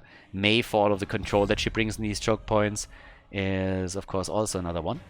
And that leaves us with the next double pick coming in. So we're still waiting for Stork to show what he wants to play against Rexa all the way up at the top in the solo lane. He will have some assists from Brightwing, one way or another. And there's the D.Va again, as so often. I mean, Stork, when he can play his D.Va, is gonna play D.Va. And we get Denardo and Johanna. So you got Jojo, you got some wave clear, you get D.Va in. Can go for the Blessed Shield setup, Hanzo with his arrow. But I honestly like what Go Next has. They have Cassia for the stacking, they have Hogger for the camps, they have Rexa for the top lane. We're gonna see a triple front line therefore. And, well, let's see what else we're gonna get here. Vikings! Yes! Vikings and Malfurion. Awesome. Absolutely awesome. I like it. Even if they don't win this one, it's just always fun to see the Vikings. And we don't see them as much on Dragonshy anymore as we did in the past. But here they are again. So you can, with Balog, for example, proxy the minion waves behind the top fort, which is insanely annoying for whoever has the top lane. And then if also Rex has that, this is great, honestly. Like, I want to see how they're going to play this one out. But we are going definitely into some serious macro game. And Li Ming, on the other side, gets picked into the Vikings. We're going to talk about that a bit when we're in the game, because that is not as clear-cut as you might think. Dragonshy, game number 3. Let's get this party started, everybody. We have our best of 5 going into the 3rd map of the series. Let's go. Game number 3. Series is tied, everybody. Let's go. We got a fun one on our hands as the Vikings are in. On the left side, Stalk on D.Va. We got Skilla on Brightwing, Bishops on Hanzo, Denardo on Jojo, and Morenas is playing Li Ming. On the right side of the map, go next, the Vikings. They got lost again and Wit found them. Skynox on Malfurion, Blade on Rexa. And we got Zero on Hogger with Kelvin on Cassia. Okay, so with all of that said and done, it's all about the macro game now, and it should be a fun one. So the Vikings, as I said, if you are seeing a Li Ming getting picked into the Vikings, the one thing that you always have to keep in mind a bit is that if you are playing in Wood or Plastic League, the immediate thought process that most people have is like, oh my god, Li Ming is gonna win this, she's gonna get so many resets, ah! On this level of play, not really the case, because Li Ming will get, as you can see now, a couple of kills against the Vikings, but what's going to happen is that the Vikings are not going to participate in a lot of the team fights where Li Ming could get easy kills, until they have talents that will help them to avoid Li Ming's insta-kills. And that, for example, is the jump, that could be other stuff, but also level 16, when the stun kicks in for Olaf, you are starting to hunt Li Ming down instead of Li Ming hunting you down. So that's a little bit of a problem. So it's always a question of which one of the players is a bit more skilled and can play around that dynamic. So don't be fooled if someone picks a Li Ming into Vikings. That doesn't mean that they have a super easy time in the game. It still is going to come down to which player is playing this out better, because you will see more than one Li Ming that gets farmed by the Vikings after level 16, and before that they're not going to join the fun because they don't want to give her opportunities to get resets and snowballs. So yeah, there's that. But yeah, either way, now that we're looking at all of this, we got the bot lane already under solid control from the red team. Taking the Bruiser camp has definitely helped, so they're starting to come in and taking some of those towers down now too. And all the way up at the top, it seems like D.Va is the only one that is sitting there, but against 2 Vikings, she's currently having a pretty easy time, so it's damage against damage. And right now, D.Va is taking even a bit of a leak, so nice for her. Yeah, pretty well done. At the same time, here comes the level 4. Again, it's early skirmishes. I'm a little bit surprised that the Viking are not proxying the wave. So as long as there's nobody sitting here, what you can do is you can move in here with Balog. You move in here, start to attack these waves, and that would put a lot of pressure onto the entire top lane. And it would force the top lane hero eventually back behind the gate, behind the fort, which means that at the front they would likely lose out on some experience. You've seen that a lot in the past. So that's one of the plays that you can do. You have to be a bit careful that you're not getting sniped in the process. But we might see that move later on. Map control is obviously in your favor if you are in a situation like this, and you can always try to sneak in some of the Dragon Knights, which is more or less what we're seeing right now. It's the reason why Morenas is sitting on his bottle in the middle, riding the bottle ship here. But he gets the kill, okay. And therefore the Vikings, they have to reshift a bit.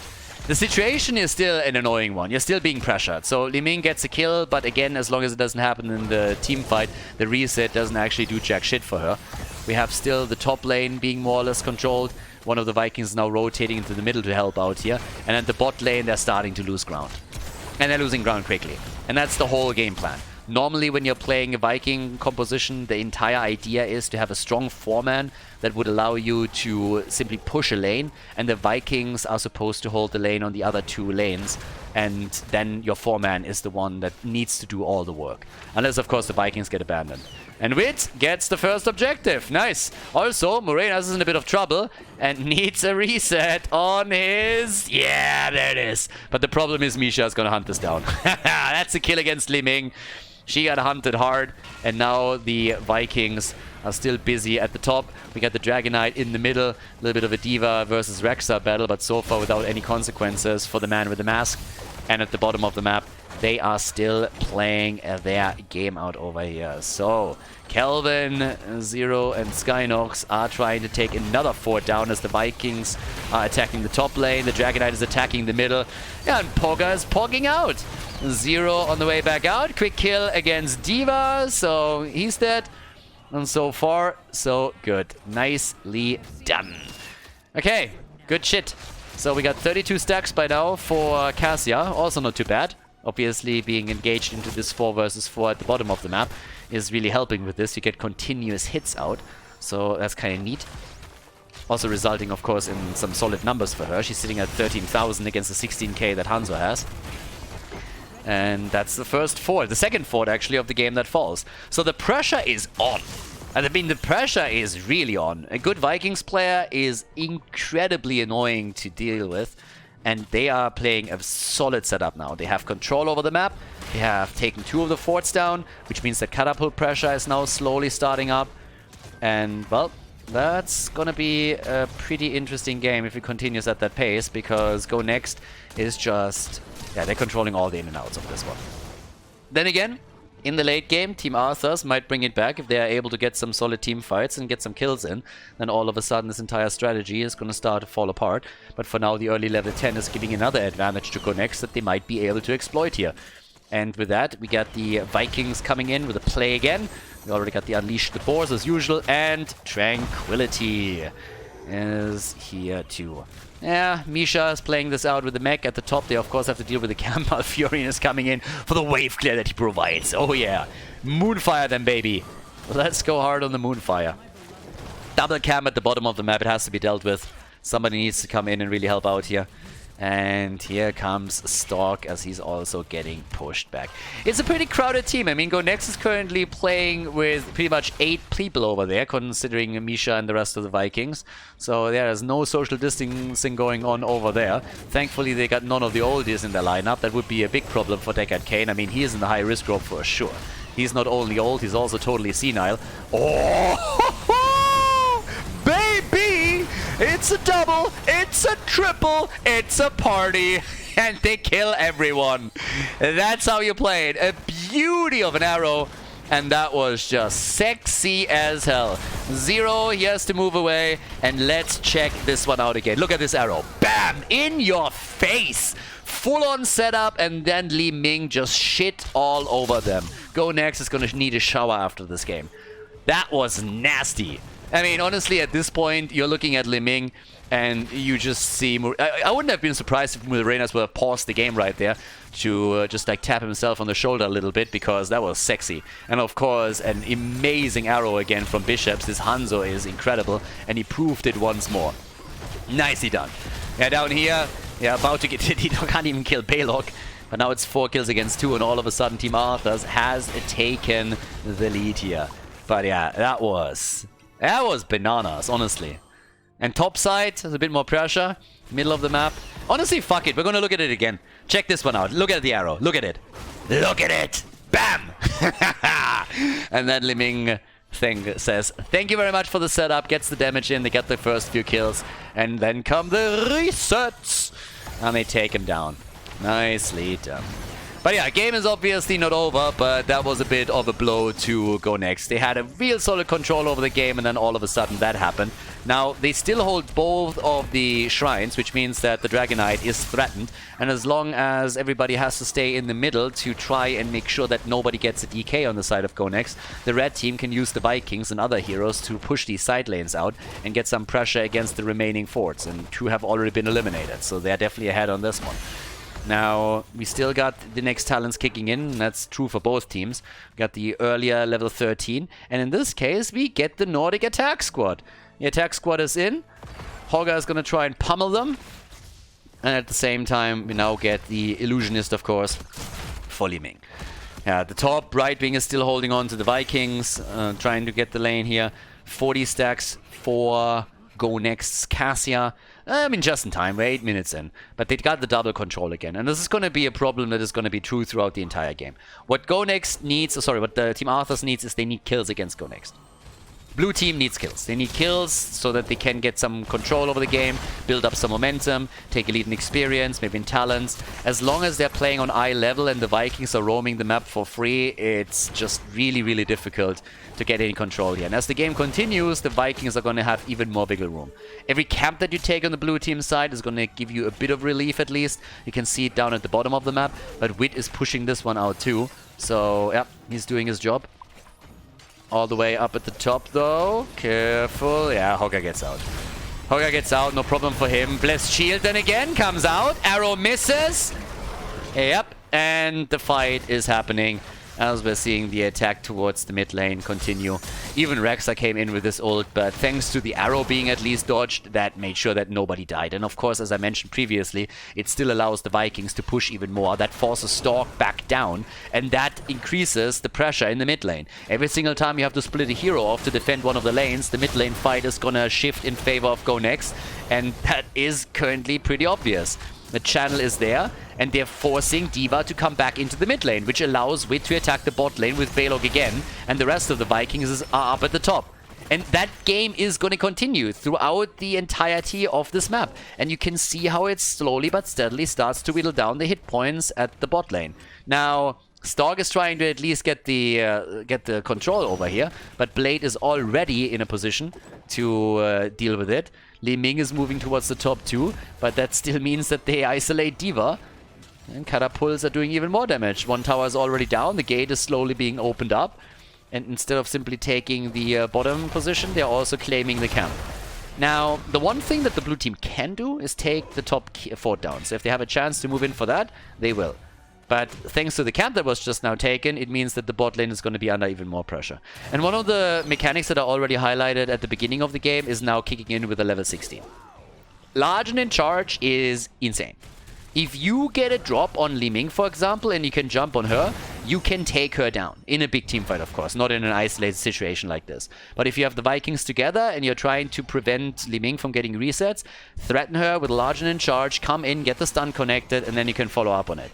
And already, if that's a stun, that's a kill. Stun number 1, stun number 2, and goodbye Brightwing.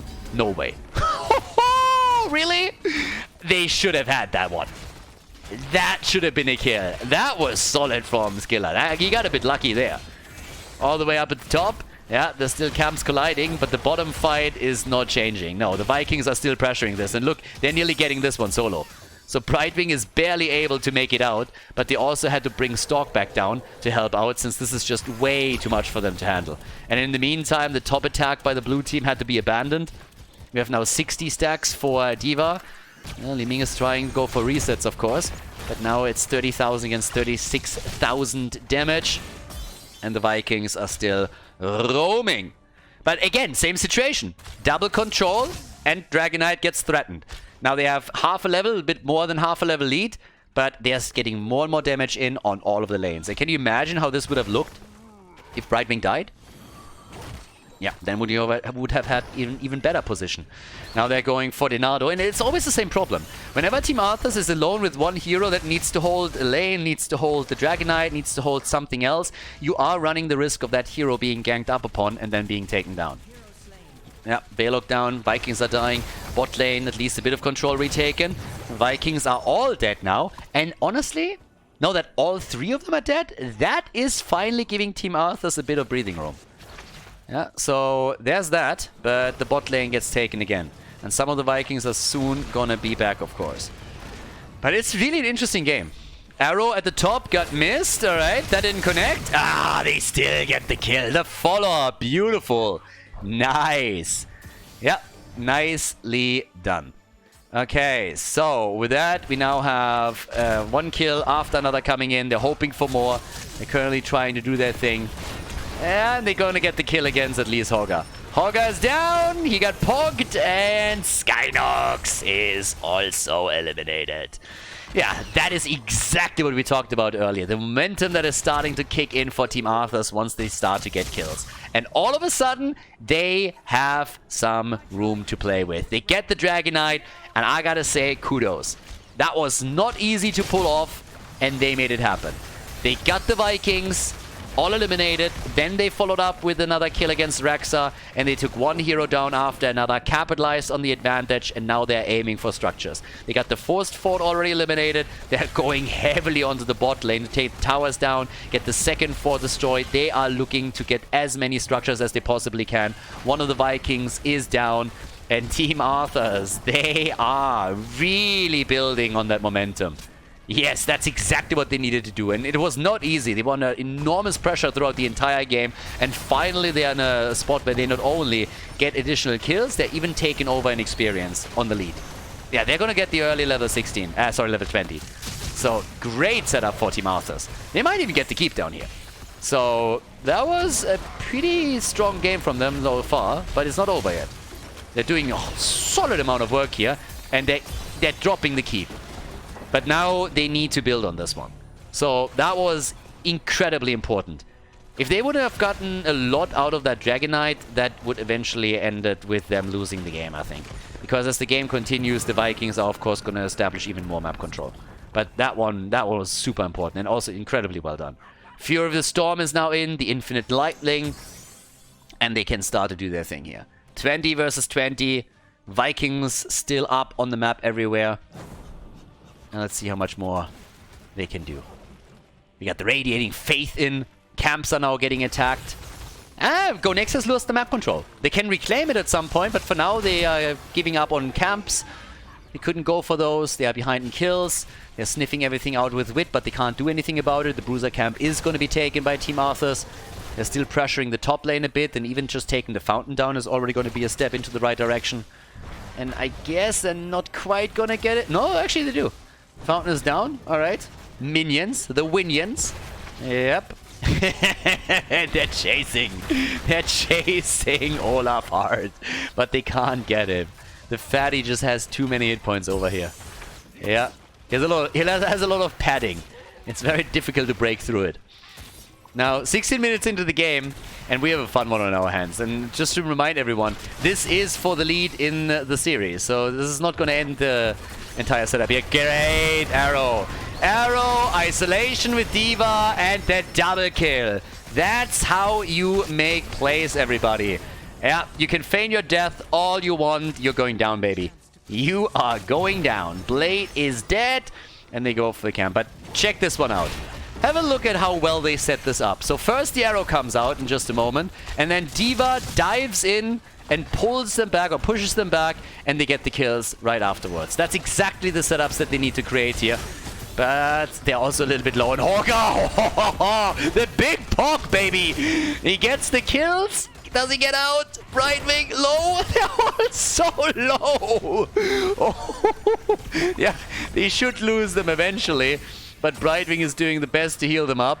One of the problems is that the bot lane is now, they're getting out. It's insane. It's unbe-fucking-lievable. And the keep is about to go down. Same is, by the way, true for the bottom lane on the blue team side. They're also having trouble with one of the keeps.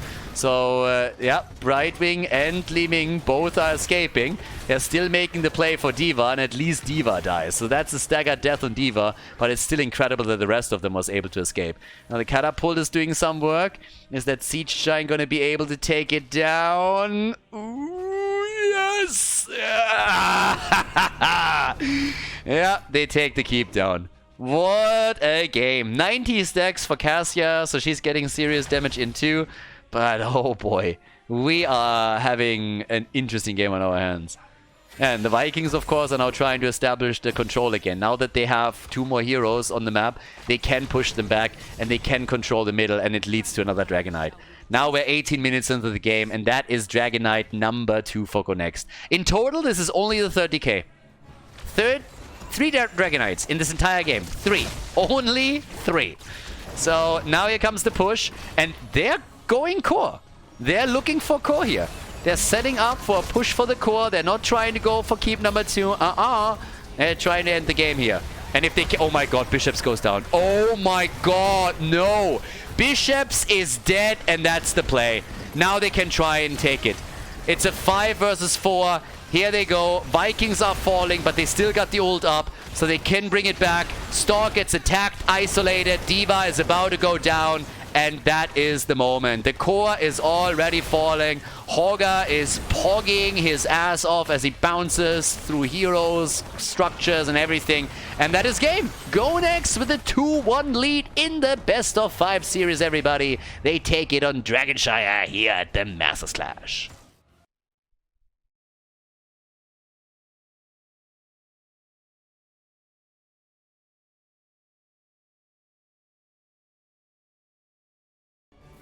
Game number 4, Cursed Hollow, everybody. Let's go. Game number 3 was quite the highlight, but big shout out to Team Arthas for some seriously awesome combos. These arrow comps that we had with the follow-up on Li Ming when she cleaned house in the mid lane, or even at the top when D.Va dove in to allow them to get the kills, were amazing. Obviously, it wasn't enough to win the map. Go Next has the lead.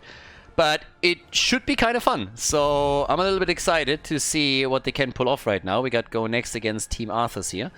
And this is going to be the battle over who, well, maybe even wins the series, because if Go Next locks another one in, that would be kind of nice. And they didn't ban the Vikings. So the Vikings are still up, and you wouldn't, I mean, honestly, you couldn't have... If you lose against the Vikings on Dragonshire, it only stands to reason that you're playing on Cursed Hollow and you're thinking like, well, do we ban them here? Because Go Next could lock them in again, and I honestly believe that they probably thought, well, they're going to ban them out right at the start. They didn't. They can still ban them on the 3rd position, because normally when you're playing a Vikings game, you're kind of picking them a little bit later in the draft. You're not going ham right in the first pick. So, we'll see. But for now, we got the Sylvanas first pick, and Muradin plus Brightwing are getting taken. Wit really likes his Muradin right now. He likes that Haymaker setup. He seems to really enjoy also the synergy with his level 4 and the level 13 talent. It's honestly not something that you see a lot of Muradin players do. Correction, it's not something that you see anybody else do. I mean, maybe in Plastic and Wood League, but on the higher level of play, that's not a build that is common. At least not when we're talking about the competitive level. So, it's kind of interesting to see that he is such a fan of that setup that he's even now committing to a first pick in the Muradin. But the combo is working for them, and now you have a Brightwing with a Polymorph, you have on a big map also a global that you can set up. So there's that. Stukov plus Mei, so there's already some control that they got. And Stork is getting his D.Va banned out again. After he played it again on Dragonshire, they're done with it, and here's the Vikings ban. So yeah, on the 3rd ban it comes in. It was a bit of a Captain Obvious move, honestly. So by now, what are we going to get? I mean, again, if you're picking Cursed Hollow, you of course have a bit of a game plan, right? So we're going to find out what exactly that is from Go Next. Blade, Kelvin, and Zero are still missing, and since Zero has been playing quite a bit of false stat, especially on map number 1, could be another one where he locks him in. Pretty good hero for the map. And, well, Dehaka! Honor! Dehaka and Hanzo! Okay. Yeah, this time they got the Hanzo. Want to make sure that Bishops doesn't lock him in again. And what do we get now for Stark and his boys? They gotta win 2 in a row! They gotta win 2 maps in a row if they still want to decide the best of 5 in their favor. And it's not gonna be easy. It seems like the 2 teams are more or less evenly matched, but Go Next, of course, have taken the lead now. Here's Zul and Asmodan again! Similar setup to what they've been running on Alderac Pass, another big map. So, can they do that again? Asmodan and Zul. I've seen this shit before. And it was pretty annoying to deal with. That was the map where Go Next didn't get a lot of kills, where they also played Leo. But good news for all the Go Next fans, Blade is not playing Leoric this time, so he's not going to activate the trait that hard. Instead, what do we get from Zero? It's the birdie! Told you, triple global! They're going nearly fanatic on this one.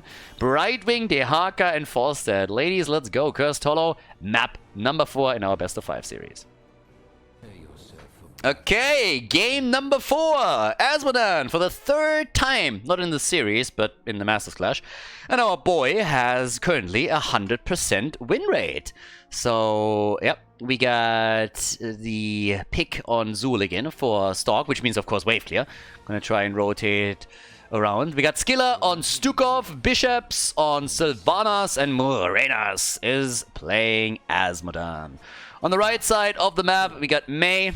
Actually, not quite. It's still a 5 versus 5 Khaldor. Left side of the map, Mei is played by Donato. On the right side, we got Skynox on Brightwing, Wit on Muradin, Blade is playing Dehaka, Kelvin on Hanzo, and Falstead is played by Zero. From zero to hero. And it's all about the stacks, stacks, stacks. Ooh, adjustments for Muradin. The perfect storm on level 1. So he's actually moving away from the build that he's been using previously. We got, of course, the stacking process still for Asmodan. Okay, so he's probably going to spend a lot of time stacking alone again. But we got the perfect storm also on the Gathering Storm on level 1 now for Falstad. Pretty similar build to what he played in game number 1. Yeah, some of the Falstad talents are obviously still banned because bugged, the 1 and the 13 synergy. But right now, we got Brightwing coming in, Blade's still sitting tight over here, and it's going to be an interesting one because you have a lot of globals on the side of Go Next, so technically they can try and play around Team Arthas, but at the same time, there's a shit ton of wave clear on the other side, and Kelvin, hello, team, he gets out. Yeah, but that was a close call. In the middle of the map, also a bit of action happening, and in the meantime, we got Asmodan getting some stacks together. Yeah. Honestly, a lot of the stacks and just like the mini progress that you can make with certain talents and heroes is kind of fun. Introduce these mini games in. I like that Wit is trying to be aggressive here. What he doesn't is not gonna like what's happening next though, because he gets attacked from Donato. And Morenas has to hop out quickly and is able to get away thanks to Blade also covering for him. And there's a drag. Do they get another Stormbolt? He hit the minion! Perfect! Nice! That was actually really, really well played. That was a good deal that we saw from Morenas. Comes in, summons, and that is not only a deny on the stack for Muradin, but also it made sure that he was not in even more trouble. So nicely done. Brightwing helping out at the bottom of the map as they're trying to go for Stalk. We only have 4 stacks for Zero this time. Of course, on the level 4, now that you committed to your perfect storm on level 1, we got the Sledgehammer for Muradin, so much harder focus on his baseline talent quest. And it's a bit of a different setup and a different build. I'm curious to see if it also is going to change his choices on level 4 and on level 7 and level 13. But I guess it will have to, because if you're already switching the 4 out, you're also going to make that move later on. And just probably even going for Avatar instead of homing in with a Haymaker again, as he did in previous games. But again, we're getting a little bit ahead of ourselves. At this point, it's all about the Tribute. First one is spawning topside. You have so many globals. Now, you can technically make the play where you're pushing the bot lane with Falstad. If you need him, you fly up, and then, of course, you use your global, but the Haka then can move down and can put that one out. So yeah, you can just simply rotate between the lanes. In this case, they don't even have to do that, as you can tell, because they got the Tribute more or less for free. Freebie, take it easily. Therefore, a slight advantage already as the game starts up.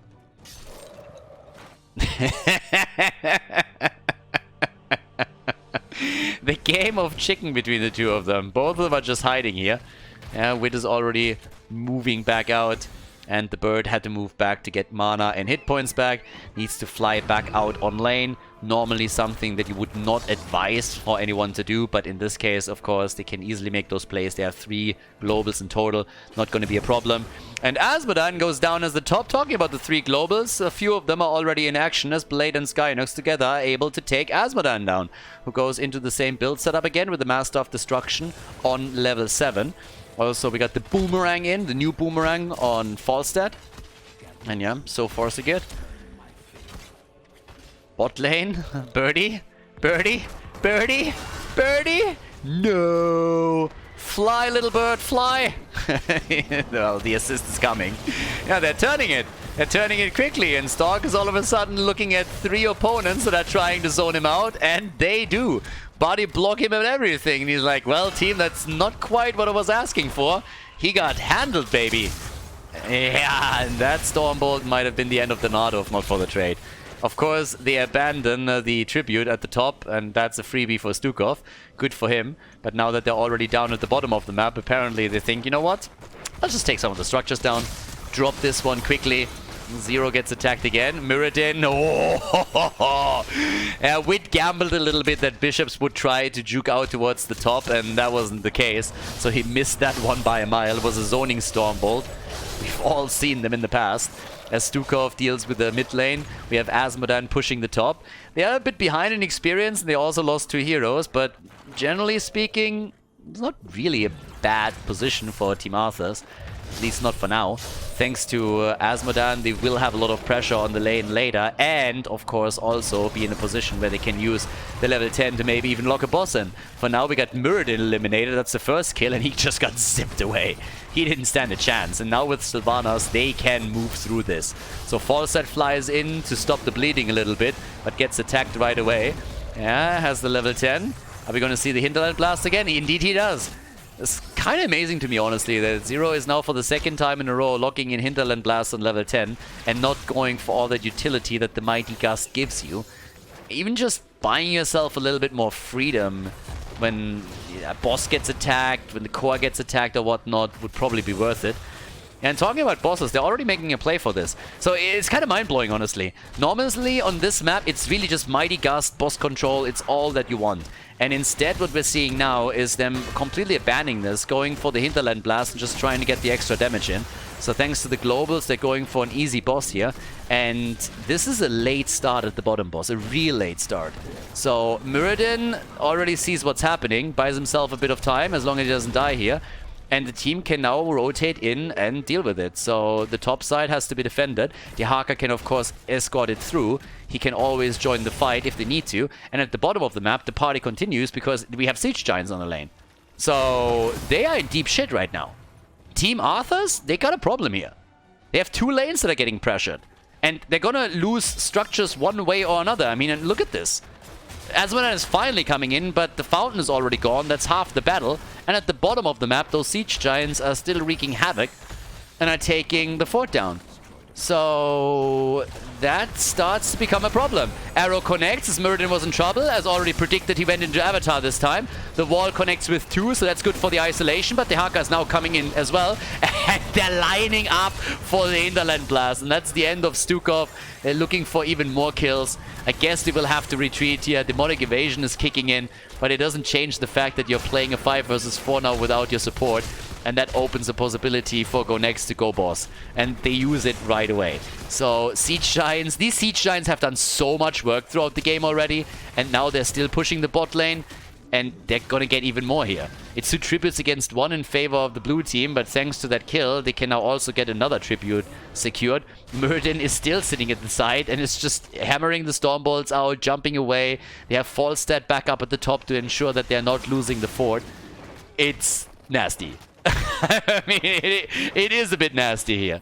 They're playing a fantastic game. They're doing a lot of work. And yeah, they're just killing them. 13 against 11. It's not a lot of kills in the game. But it's a lot of control. And of course, the next fight is going to be over the tribute and therefore over the curse. But with Falstad now pushing the top side, this could easily be another fort. That would be the second one to fall. And the boss at the bottom of the map has already destroyed one of the towers. Is going to destroy the gate here as well. That's a lot of work done. Yeah, Muradin now with a level 13, so they got the talent advantage as they're fighting over the next objective, and that means that it could be a curse here. Yeah, Muradin has to jump out. No problem for him. They are going for him, but the arrow, the Hinterland Blast, and here comes the attack from the side as the Haka is trying to flank in. Demonic Invasion already used. A lot of summons coming in with the Skeleton Mages, with the Demonic Invasion, but they're moving back for now, and they still have their fountain. There is still a fountain up at the top left that they could use at any point. With Muradin! He's dead. Muradin is dead, but they also kill Zul. So 1 down on each side. And can they tap the fountain? They have that advantage. Blue team doesn't have a fountain any longer. So you have sustain on lane that Team Arthas just simply doesn't have. and they're using it as we speak. Already trying to go for the overheal. Another kill as Sylvanas goes down, and this is a problem. Now they're on the run. They're all moving away. The level 13 talent is ready for Team Arthas, but it might just be too little too late. They're already getting zoned away here, and now the curse is about to hit. Blade is channeling it up at the top. The fort is low, and this is trouble brewing. As we have the push come through the mid lane, through the top lane. Top fort is already down. They're easily going to take the fort in the middle. They're locking in all of the experience right now for the team, and this is just looking too good for Team Arthas. The stacks for Azmodan, they're currently at 120.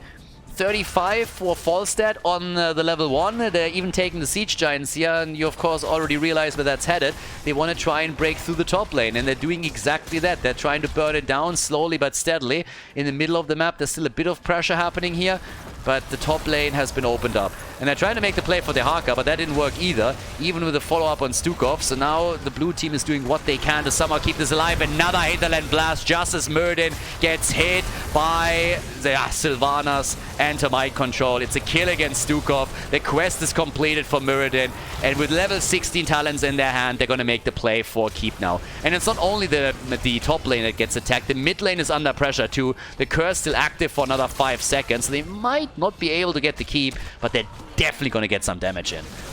Yeah, they take down the wave. Heavily ahead now, 6 kills to 2. Zul is moving into the middle as the entire wall has been destroyed here too, and the red team is slowly starting to retreat here with the stone form kicking in once again for Muradin. Also, we should see the boss come back. Yep, 6 seconds until the boss is back up. Down at the bottom of the map, it's 1:20, so they have plenty of opportunities now to try and take the boss. And Team Arthas, they're known to willingly commit into battles where they fight against the talent advantage. I'm not quite sure if they do it here. Stormwood was a bit too short to connect, but it still baited out the trade on Mei. And they're going for it again. Hinterland Blast, and Stukov is nearly dead, but the big wall coming out. They go for Blade, and they get him. And Mei survives. Skin her teeth, but she's able to get out. Muradin, does he get another Stormbolt here? The Hanzo arrow straight to the face, and the insta-kill. Damn, baby. But the birdie goes down too. The bird down as Azmodan is flexing and showcasing how these orbs hurt. Muradin still hopping out, should be able to escape here unless he gets locked down. Virulent reaction, and yep, that happens when you're trying to play a little bit too greedy. They lost the advantage again. But as the boss gets attacked, look at the arrow. Check out Hanzo's arrow right now. Look at Mei. Just watch Mei. Arrow comes in, bam! Straight to the face and dead.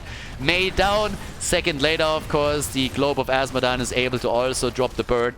But now we have the quest completed on Azmodan on the level 1, and they are going for a boss. So right now, this could turn it.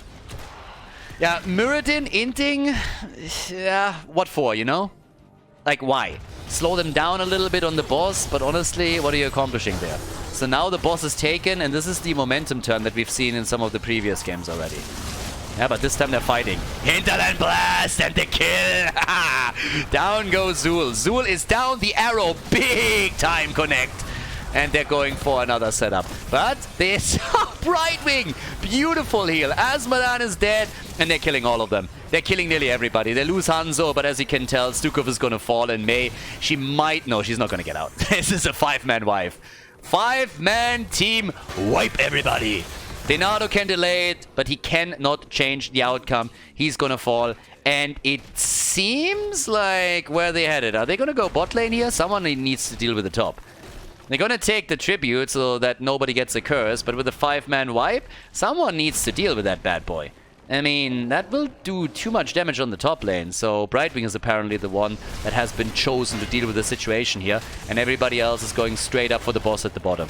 And the one thing that you guys have to check out is the experience. 12 kills to 6 after the last 5-man wipe. That means that we're now 2 levels ahead on the side of Go Next, and that means half a level to 20. Yeah. Now, if they can get a kill here, that would be a different story. But nope. Not with the tunneling claws. They're easily moving out. Brightwing is dealing with the top. Yeah, Mind Control on the other hand. Brightwing coming in, helping out. Muradin! And he's dead again. Yeah, honestly, some of the plays, I don't understand why you would greed for that. This is also barely saved. Falstad with the Epic Mount is now moving in. And down here, Asmodan is trying to save the keep. Yeah, even with a curse, I don't see it. Not solo. They're still trying to chase in the middle, but the keep at the bottom is likely gonna fall. And that's gonna be the first one of the game to get dropped. But with a curse against Go Next, there's a chance that they are catching up on this now. Yep, keep is gonna fall. Asmodan realized this isn't happening, but if he moves into the middle, he might be able to help his team to get another keep destroyed. So there's that. So now that they're starting to go in, oh, yeah, the hit attempt with a Hinterland Blast, and it nearly dropped Zul. Another big hit coming, and that, ladies and gentlemen, might just be keep in the middle. And if they are lucky, they could maybe go game. Probably not. They need a kill for it, but they can definitely take the keep down. So yeah, Zero gets attacked again. Talking about keeps dropping. Top keep down, mid keep down. That's 2 eliminated. Arrow connects with 4. They go for Asmodan. The wall, the Stormbolt connected before it hit. And they get the big boy eliminated. Yeah, 1 is down, and that's a 5 versus 4. They got the level 20 talents, of course, on top of it. Falstad is flying in. Yeah. They might just get him now. Yeah. Dropping him off the mount was perfect, and that is 2 kills. They might have to YOLO it. They might just have to YOLO it.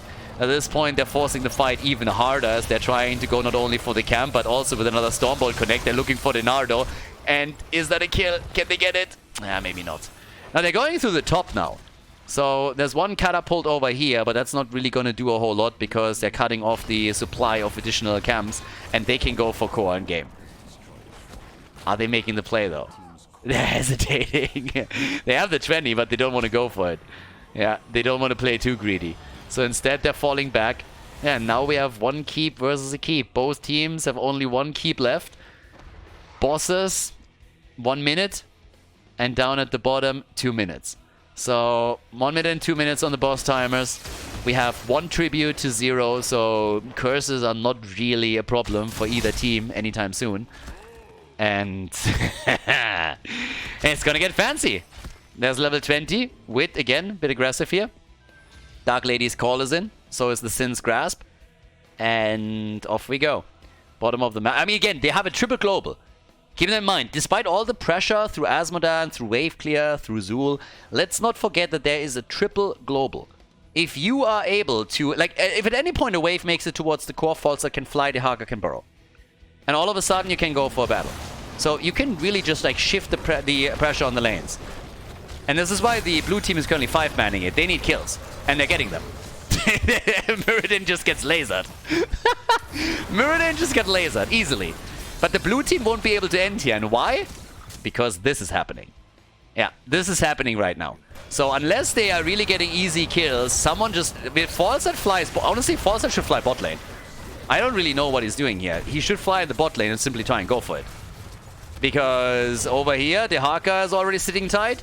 At this point, catapults at the core. And we are talking 18 minutes. So if Falstad and the Haka just fly... What the fuck was that? I mean, they're going core. I don't know why they just didn't go for the core. They're going to lose now. They're going to lose this. I think they had a chance here. Look at this. Look at that shit. But they're going to lose. If Falstad would have flown, it's a different story. But now Team Arthas, they force game number 5. Game number 5. Let's go. Next loses in Cursed Hollow.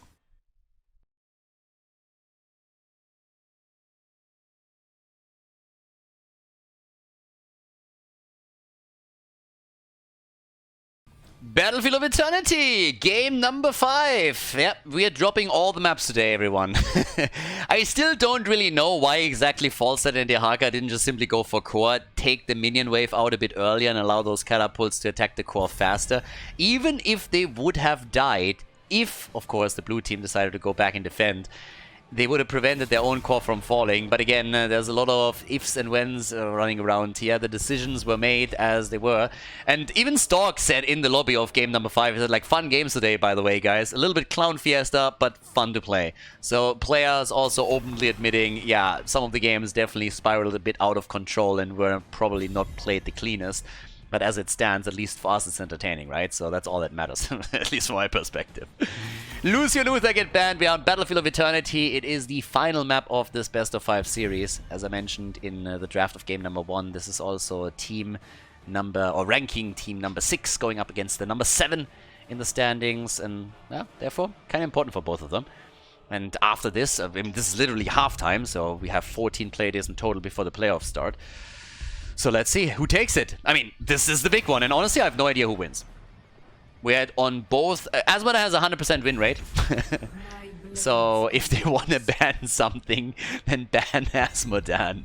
The two games where the team in blue picked Asmodee, they both won. Is that even true? Now that I think about it, did they win on Alterac? I don't even remember. I think they won Alterac. I think they took Alterac. Did they? I think they didn't, right? Fuck it. It's Sonya as the first pick. Now that we got Sylvana's banned out, Sonya is the first pick, and we got Stukov and Hanzo over here. Alright. It's bugging me a little bit, but I can't really remember. They pushed initially, I remember that, and then they couldn't finish it. And yeah, I mean, either way. So at this point, we got Malfurion and we got Maiev locked in. And of course, with Maiev already, you have some solid stuff. Yeah. Yeah, this is actually kind of nice. Yeah, I think Asmodee is a 100% win rate. I'm pretty sure we talked about this. So they must have taken it in the end after all. I'm pretty sure they did. Anyways, we got the the ban on Jojo here in Battlefield now. And that's kind of interesting already. I mean, if you're picking on the blind... Wids played Muradin all the time, so banning the Johanna is kind of interesting. Are they maybe attempting to pick Muradin for themselves and then follow up with Stukov? May first gets banned out. I mean, either way, there's plenty of tanks available right now. So there's that. But let's go. Well. Come on. They're a bit late on the picks. That's always worrisome. I mean, on the one hand, you always want to kind of think about, okay, what do we really want? Here's game number 5, but still, there's Varian and there's Li Ming. All right, Hanzo, Varian, plus Li Ming, Stukov. They go for sniper comp. They want to snipe them 6 days to Sunday here. That's a sexy setup. That is really nice. And Hanzo, of course, is great against the Immortal too. Same is true for Li Ming. Not that she does extra damage or anything, but the cool thing with Li Ming on Battlefield of Eternity is that every time that you're a little bit farther away from the Immortal, you just throw your combos into the direction of the Immortal, and the other team then has to decide whether they want to let the damage through and slowly watch the Immortal fall, or if they're sending someone in the path of those missiles and orbs and soak the damage with the hero, which of course you can't do for a long time either. Now, with Tyrael, and we've seen a lot of Judgment, plus Reyna, who will likely go for Executioner again. I mean, this is the map for it. And that leaves us with Stork at the last pick. D.Va is open, by the way. D.Va is open, team. And up to this point, he's been taking it every single time that he could. Bits the Panda. Nice! The Panda, baby! Okay. Battlefield of Eternity, last map in our series, everybody. Let's go for it. It's a good one. It's a tie in the best of 5. This is the 7th playday of the Masters Clash, and we are heading into the final map between Team Arthas and Go Next. Game number 5. The series is tied and we're heading into the final map. It's Battlefield of Eternity and over. On the left, Stork on the Panda, Denardo on Varian.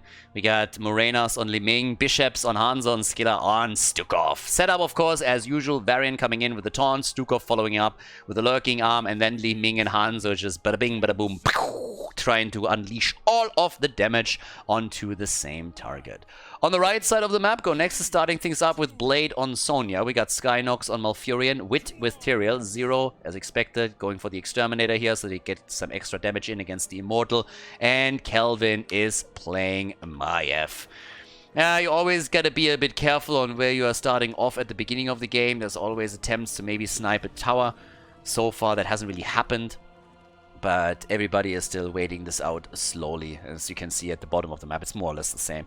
As long as you don't have vision on your opponent, you're just taking it slow. Especially when it's game number 5. You can't really allow for early game kills of your opponent. I mean, comebacks are always possible, but you don't want to fall back. You want to really start to control the game from the get-go. And especially for the blue team, that attempt is going to kick in with level 4 in particular, as then they're going to have access to Taunt on Varian, which is in competitive play still the only talent that makes sense. And always has been. That has never changed. I think there were like a couple of games where people were trying to make Smash a thing. That never really worked out, so yeah. Kelvin, alright! Someone is chunking! I mean, damn son! Kelvin popping off! No fear! No respect, no fear. He's just going ham on this one. Says like, hello boys. So yeah, somebody just started into the game with a bit of a greeting. Good for him. And now, towards the top, we got Stalk, we got Blade. Down at the bottom of the map, yeah, we have currently our 4 versus 4. But yeah, that was a nice move by Kelvin. It's terrifying. A good Maiev is just terrifying. Whenever Ultralisk plays it, but also so many others, it's just chunking targets down so quickly. And just the tether alone can be such a problem. So now we got the camp easily locked in by the red team. Blue team is already rotating heroes topside to make sure that they're getting one as well. But at the end of the day, one of the things that you're already seeing is that the blue team is playing this a bit more passive. They're definitely waiting for level 4. They're saying, guys, we need to establish that killer combo. We can't fall back before that's the thing. So let's establish some momentum later on in the game. But for now, let's give up some of the space at least and let them do their thing. The problem is that GoNext is really capitalizing on all that leeway they're getting now. Taking down the wall was a big step already, especially if they can follow up by destroying the fountain at some point.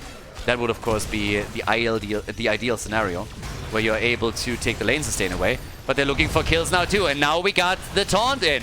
And Zero is low, but the same is true for Stukov, and BAM! Penetrating round straight to the face of Stukov. The Admiral is dead. Now, there's still some damage being done by Morenas and Bishops on their Hanzo and Li Ming, but not enough to get a counter kill. They get some stacks together slowly. And at the top, the 1 versus 1 setup between Stalk and Blade is honestly not really giving anyone an advantage yet. But now that you got Jimmy on the Immortal, of course the usual happens. Jimmy is just shitting on that thing. I mean, Exterminator on Jimmy is insane. And as you can tell, they take a massive lead on the shield. So now the blue team needs kills. And, well, they're looking for one. And Maiev gets away. It was so close. If they get that kill, it's a totally different ballgame. But now, Blade, yeah, he gets isolated. What does he? He survives too. Denato is taking all the damage from the fort on the other hand. And here comes Kelvin again. Freshly healed up from the fountain. And he is chasing the taunt. Oh, and the kill against Varian. Varian is dead. Nicely done. And yeah, that's of course a beauty. Now, to be fair, Hanzo and Li Ming have done a fantastic job whittling the hit points down on the shield. So they took it. No, they lost it. 350 for the red team. Now, there's pretty much no shield. But this could have been so much worse. It's an interesting setup. First Immortal is really interesting, but the problem that we're now looking at is the lacking level 7 talent for the blue team. It's not a big gap, but that talent advantage gives you a solid opening into the objective push for the fort. So yeah, that's there. At this point, we got the push straight in with already the Poison Spear, we got the Swift Retribution. Blue team is of course catching up in experience, but as you can tell, they're not really willing to fight this just yet. And for good reason. They need at least level 7. The fountain gets already pinged as everybody signals, hey, at least take that down. And they do. But now we got Calamity, and with that you need to be a bit more careful. Once that Li Ming is starting to snowball it, you have some trouble brewing. So caution is definitely something that you should highlight. But either way, it's undeniable that there is a lead now for GoNext. And this entire series has been pretty bonkers, honestly. It's been incredible fun to see the two teams go up against each other.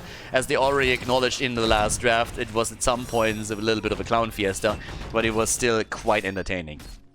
Also, at the same time, while we're actually checking all of this out, quick info again, big shout out to everybody that is following me on Patreon and supporting the channel here. Very much appreciated. and as I'm not tired of letting you guys know, without you and without the support of all the patrons there, it would be pretty tricky to continue with the Heroes of the Storm coverage. So thank you very, very much, especially in the post-HGC era, for the support, and you make the Heroes of the Storm coverage over here possible and allow also for all the additional features and all of the quality improvements on the stream. So big shout out, and if anybody is interested, head over to patreon.com/Khaldor and check it out. But yeah, big thank you to all of the people already supporting me there. Now, either way, as we got our first fort of the game destroyed, there was a bit of a fight, of course, at the top, as you could see, but the real story happened kind of at the bottom, where the fort got taken out. Now, that, of course, is a big step into the right direction for Go Next. And the bigger part is that throughout everything that they accomplished over the last 1-2 minutes, they have now established a 1-level lead that will easily lead into a level 10 for them. So that is going to bring an easy heroic ability around the next objective, and that's going to be pretty big. So right now, here comes the attack as they are starting to move straight up for the Immortal again. Red team is a little bit quicker here, and once the level 10 kicks in for them, they should have no trouble to at least win the halftime show, probably more than that, because there's still a decent gap for Team Arthas before they are able to get anywhere near that. So off we go. Here comes a little push already. We got, yep, Leap plus Sanctification. Perfect for Maiev once that she unleashes the cage here. Yeah, but that's the halftime show, and they might be able to get even more. Because right now, here comes the play, there's the focus, and that should honestly be it. Right here. Yeah, they get this one easy peasy. Level 10 on the other side is going to kick in for the defense, but that is still a very, very solid advantage with the second Immortal coming through the top side. The fort is guaranteed to fall. Here's level 10. Arrow YOLO'd out right away. They try to go for skill at the same time. Blade is also getting attacked, isolated, and they should get the kill. And indeed, they do get the kill. Blade is down. Malfurion had to pop his ult, but he couldn't save him any longer. And the fight continues. The Immortal at the top, as I already mentioned, is definitely going to take the fort down, but it's unlikely at this point that they're going to get more. That was a really, really important kill. Blade going down was a big step into the right direction. Of course, initially, the red team was hoping to get a kill themselves, with Sonya also committing to leap. But now, instead of focusing onto the Immortal, they're going for the bot lane and try to open the wall up. They won't be able to damage the keep or anything, but they have to keep an eye also on all the heroes that are defending the top Immortal. And now that Hanzo at least split off and Varian, you gotta retreat with the rest of the team. You just can't afford to get any staggered deaths against you. But that kill and also the defense opened some opportunities up for Team Arthas again. Now they're behind in structures, quite significantly at that. But they're still in a position where they haven't really lost the game yet. They're still in... I mean, they have a decent experience. They're at level 11.5, so that's pretty okay. They still have an opportunity to take some fights, some team fights, as long as they're not falling behind in talents again. Once then the next objective is up, they definitely have a shot here. But of course, it doesn't really change the... that could have been bad if they catch Liming here. But it doesn't change the fact that, structurally speaking, and therefore also with pressure through catapults, Go Next has now taken a solid lead. So there's that. At the bottom of the map, still, there's Stark already jumping in too. Yeah, doing a bit of work. Just need to take that one down slowly. But what else are we going to get? Combo attempt against against Terry. I mean, they didn't know that he was actually here. They was just double checking the vent. And now it's all about level 13, because with the objective now soon popping up, there's still a bit of an experience. There's nothing crazy, but if that, of course, just drops as the Immortal spawns on the map, then you are still in a position where you might just be able to force that fight around a good tether from Maiev with a talent advantage. And if that's the case, Bob's your uncle.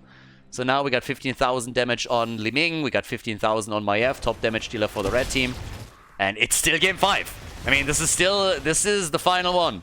This is the moment where you are going to make it end. Are you going to win this or are you going to lose this? Are you going to aim for number 6, maybe number 5 in the ranking? Or are you going to be dropped farther down and end up being a rank 7? That's the big question now. There's the level 13, perfect moment in time, but Stark and his boys, they don't give a crap. They're attacking right away. They know that nobody's here just now, but of course the camp got taken by Go Next, which gives a bit of a time advantage over to the red team, as the defense has to eventually move topside for the blue team. But yep, it's again the quick push for the Immortal. And they need experience, and they nearly got it. They need the level 13, and here we go. Even talents, but the halftime show has been won now. The important part is that the Virulent Reaction is now ready. Illusionist, Virulent Reaction, two amazingly important talents for them. And that could decide whether you lose or win the team fight.